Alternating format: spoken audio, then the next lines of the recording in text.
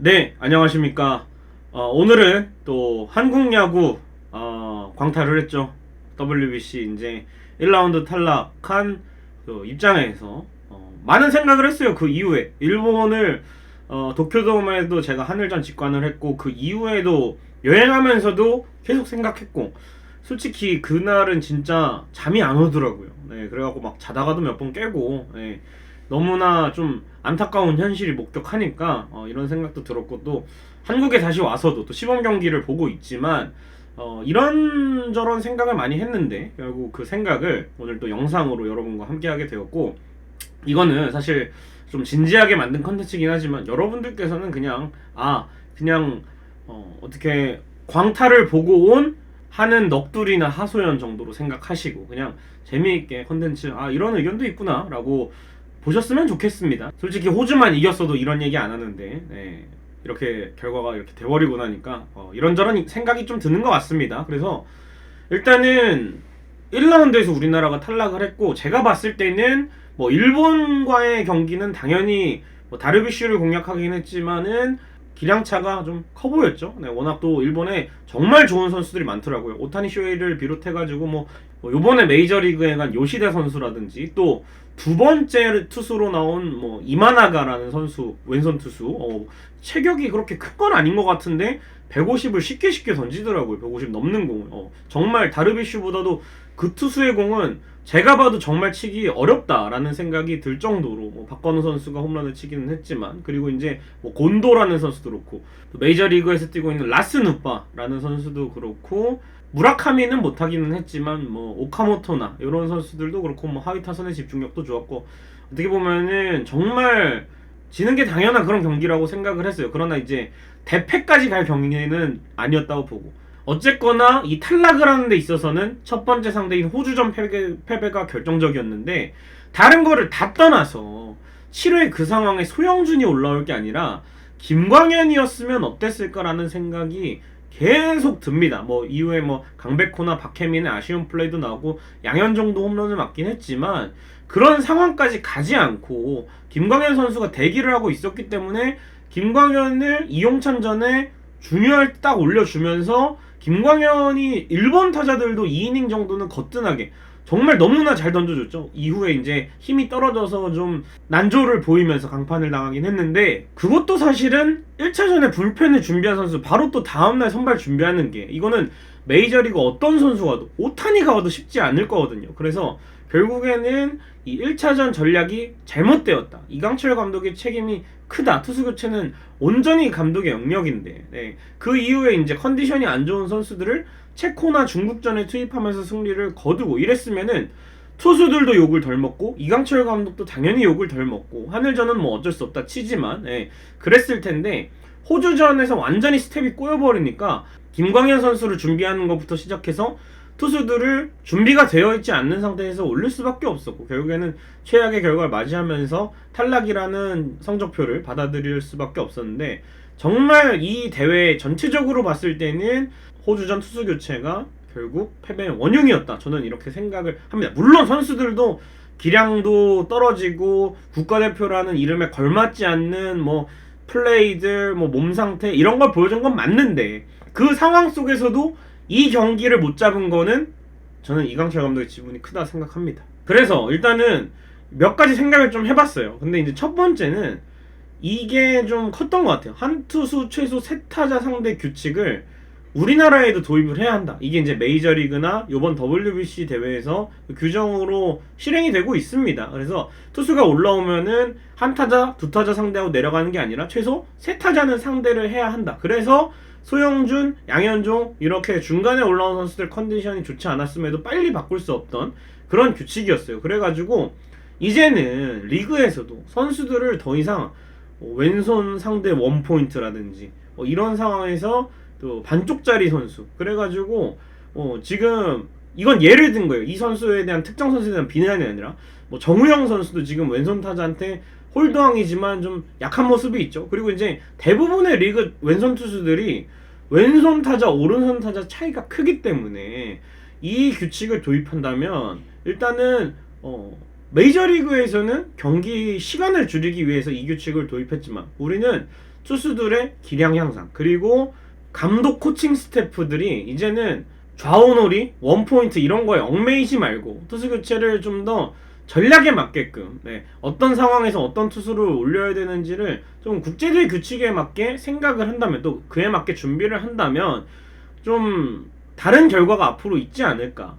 그래서 뭐라도 바꿔야죠. 근데 이제 규칙을 또 상위 리그인 메이저리그나 또 대회에서 실행하고 있는 것들을 저는 뭐 본받을 필요는 있다고 봐서 이렇게 가장 먼저 좀 넣었고요.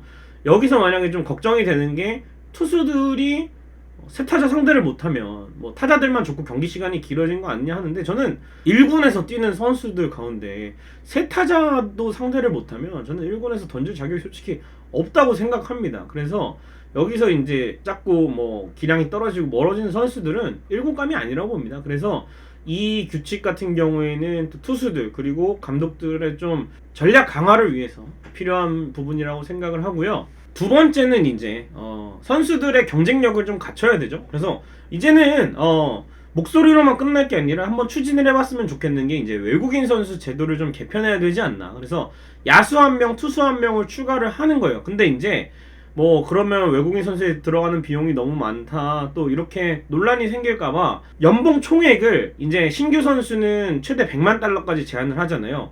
요거의 절반 정도로 해가지고 뭐 우리가 파견을 나가는, 또 진롱에 나가거나 아니면 윈터리그에 가끔 보낼 때가 있는데, 이런 것처럼 육성형 외국인 선수 제도를 도입을 해가지고 뭐 호주나 가까운 대만 리그에 선수들을 활용을 해서 우리 선수들과 좀 경쟁을 할 수가 있게끔 해야죠. 그래서 3명 선발, 뭐 1명 불펜을 해서 투수는 4명을 만든다든지, 또 1명의 파워 히터, 뭐 1명의 상위 타선이나 뭐 키스톤 콤비 이렇게 해가지고 외국인 타자도 2명을 한다든지 해가지고, 또 의무적으로 1군에 있을 필요는 없어요. 그 선수가 이제 퓨처스에서도 경쟁을 할 수가 있기 때문에 1군 그리고 퓨처스 경쟁을 해야죠. 팀이 10개 구단인데 사실은 이 선배 선수들도 지적을 많이 했거든요. 옛날에는 1군과 2군의 격차가 상당히 커서 1군에 올라오기 정말 힘들었다.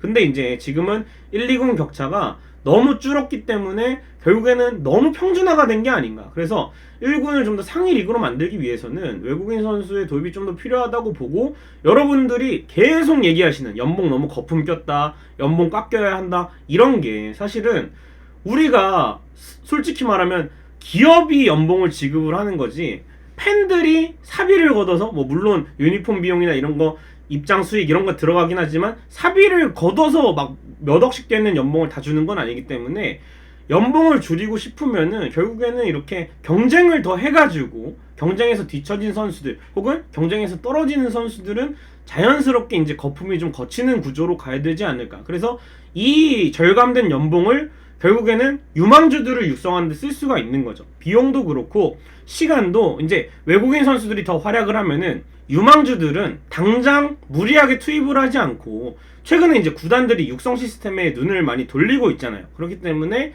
좀 더 시간을 두고 육성을 해서 140 던지던 선수가 150에 가깝게 던질 수 있고, 물론 이제 키우는 건 구단의 몫이지만 10개의 홈런을 칠 수 있는 선수가 20개의 홈런을 치고, 이런 효과를 좀 기대할 수가 있는 거죠. 어차피 뭐 들어왔을 때 뭐 신인왕을 탄 뭐 이정우나 강백호 이렇게 지금도 KB리그를 대표하는 선수들은 그냥 그대로 있는 그대로 무대를 만들어주면 되고, 프로에 와서 이 선수 정말 피지컬 좋은데 육성이 필요한 경우에는 이렇게 외국인 선수들을 늘려서 1군에는 외국인 선수들이 조금 더 뛰고, 그 자리에 이제 퓨처스에서 좀 더 육성을 하면서, 아니면은 퓨처스 경기에 나오지 않아도 구단의 자체적인 육성 프로그램을 만들어서 뭐 성적도 되고 육성도 되는 그런 시스템을 좀 만들어야 되지 않을까, 이런 생각이 들었고요. 이거는 제가 도쿄 때부터 좀 꾸준히 얘기를 했던 것 같은데, 국가대표팀이 매번 이제 구성을 할 때마다 감독 뽑고 기술위원장이 뭐 선수들 체크하고 뽑고, 이 U23 대회나 U20 대회나 할 때는 뭐 대학팀, 고등학교팀 지도자들이 돌아가면서 이렇게 지도를 하고는 하는데, 이제는 좀 축구 국가대표팀처럼 대한야구협회와 이제 KBO가 이렇게 논의를 잘해가지고 다시 찾아야 하고, 기술위원장도 안 도망칠 분으로 좀 찾아야 됩니다. 솔직히 말하면 LG 트윈스의 염경엽 감독, 뭐 다른 걸 다 떠나서 국가대표 기술위원장 하다가 어찌됐건 이제 프로팀 감독을 하느라 내팽개 치고 온 거긴 하거든요. 네. 개인의 입장에서는 어쩔 수 없다 치지만 국가대표팀 입장에서는 이런 경우 나오면 굉장히 좀 곤란하죠. 물론 이제 당연히 프로팀에서 받는 대우가 다르고 또 감독이라는 직함이 주는 위치가 다르긴 한데 이제 WBC 대회를 앞두고 이런 경우가 발생을 했기 때문에 또 부랴부랴 새 기술위원장부터 새롭게 어쨌든 대표팀 구성을 해야 하기 때문에 이런 부분이 좀 아쉬웠죠. 그래서 이제 기술위원장 요거 굉장히 중요한 역할이라 생각을 하고 또 대표팀 감독도 마찬가지입니다. 그래서 저는 U23 대회, U20 대회도 좀 전임 지도자가 나서가지고 선수들을 체크를 하고 또 대회를 좀 철저하게 준비하는 전력 분석도 마찬가지고 그런 준비성이 필요하다고 생각을 합니다. 그리고 이제 허구현 총재님이 메이저리그만 볼 게 아니라 옆나라 일본 또 근처에 있는 대만이나 호주 또 요즘에 WBC에 나오고 있는 유럽 리그, 유럽 예선이 또 치열했다고 하죠. 이런 데다가 좀 파견을 해가지고 선수를 보내든 지도자를 보내든 해서 좀 보고 왔으면 좋겠어요. 솔직히 말하면 저 일본 갔다 와서 일본의 야구 인프라나 열기에 정말 충격을 받을 정도로 정말 잘 되어 있다는 걸 느꼈거든요. 근데 진짜 겪어보지 않고는 몰라요. 어느 정도 일본이 야구에 미쳐 있는지, 야구가 일본에서 왜 국민 스포츠인지 알 수가 있었습니다. 그래서 다른 쓸데없는데 돈 쓰지 말고 이렇게 좀 리그나 선수의 경쟁력을 강화하기 위해서는 뭐 친선전이라든지 올스타전이라든지 리그를 대표하는 선수들이 좀 시합을 좀 뛸 수가 있게끔 마련을 하는 게 저는 경쟁력을 좀 늘릴 수 있는 방안이라 생각을 합니다. 그래도 부딪혀봐야 알죠. 네. 그리고 이제 이거는 좀 야구에 대한 눈이 좀 넓어졌으면 좋겠어요. 네. 지금 뭐 메이저리그나 뭐 일본 리그를 보면은 굉장히 뭐 중계 화면이나 이런 거에서 다양한 뭐 각도라든지 다양한 뭐 구속이나 공의 궤적이라든지 정말 우리 리그에는 없는 다양한 스탯들이 또 나와 있거든요. 거기에는 못 미치겠지만 일단은 우리가 통일할 수 있는 거는 좀 통일을 해야 된다고 봅니다. 특히나 이제 스트라이크 존 같은 경우에는 일례로 이제 뭐 국제 경쟁력이 떨어진다고 도쿄 때 스트라이크 존이 넓었다고 스트라이크 존을 넓혔는데 실제로 KBO 존이랑 이번 WBC 스트라이크 존이랑은 완전 달라서 선수들이 좀 삼진을 당하거나 스트라이크 콜이 주어졌을 때 좀 예민하게 반응하는 모습이었어요. 그래가지고 이렇게 되니까 또 좁혀야 되는 거 아닌가라는 생각이 드는데 이것보다는 KBO 리그만의 스트라이크 존을 확실히 정립을 해서 선수들도 그에 맞춰서 좀 대처를 하는 모습을 보여줘야 뭐 국제대회 존이 어떻든 우리가 가진 타격 능력을 보여주기 위해서는 스트라이크 존을 흔들지 않는 게 너무 넓지 않고 너무 좁지 않는 정말 딱 규격에 맞는 존을 구성을 하는 게 일단 중요할 것 같아요. 그리고 이제 분석 시스템도 좀 통일을 해가지고 이게 지금 모 구단이 트랙맨 업체가 달라가지고 이때까지 못해왔던 걸로 알고 있는데 아마 이제 올해부터는 제가 알기로는 트랙맨을 통일을 해가지고 홈페이지나 중계방송이나 앱에서 우리 야구 팬들이나 또 전문가들이 분석할 수 있게끔 만들어주는 걸로 알고 있거든요. 근데 이제 그런 것들이 도입했을 때 뭐가 좋냐 하면은 이제 미국에서도 뭐 세이버 매트리스라든지 뭐 다른 여러 가지로 야구를 야구인들만 선수 뭐 해설자 이런 중계방송사 이런 사람들이 하는 게 아니라 팬들이 직접 어떤 거에 대한 스탯을 만들고 연구를 하고 또 뭐 피지컬 쪽이라든지 아니면 데이터 쪽이라든지 야구와 관련 있는 분야의 전문가들이 연구를 해서 야구가 점점 야구란 스포츠가 발전을 했기 때문에 이렇게 우리가 인프라가 적고 수준이 좀 어느 정도 떨어지는 상황에서는 팬들이나 전문가에게 야구라는 스포츠의 어떤 다양한 분야에서 좀 활용할 수 있도록 개방적이게 시스템을 갖춘 것처럼 우리도 이제 저보다 훨씬 야구에 대해 잘 알고 또 블로그만 봐도 야구를 저보다 훨씬 열정적으로 잘 아시고 더 좋아하시는 또 각계각층에 정말 전문가들이 많거든요. 그래서 야구 모르니까 저 사람은 모르겠지 라고 하는 게 아니라 정말 다각도에서 야구 한 경기에 대한 그냥 결과가 아니라 이 한 경기에 어떤 특정 플레이나 특정 공 하나에 대한 분석이 나올 수 있도록 좀 더 개방적인 그런 스포츠가 되어야 하지 않나. 이제 팬들도 마찬가지고 그건 전문가에게 이렇게 야구에 대한 좀 식견을 넓힐 수 있도록 누구나 즐길 수 있는 스포츠로 좀 지금부터라도 기반을 다져놔야 한다고 생각을 합니다.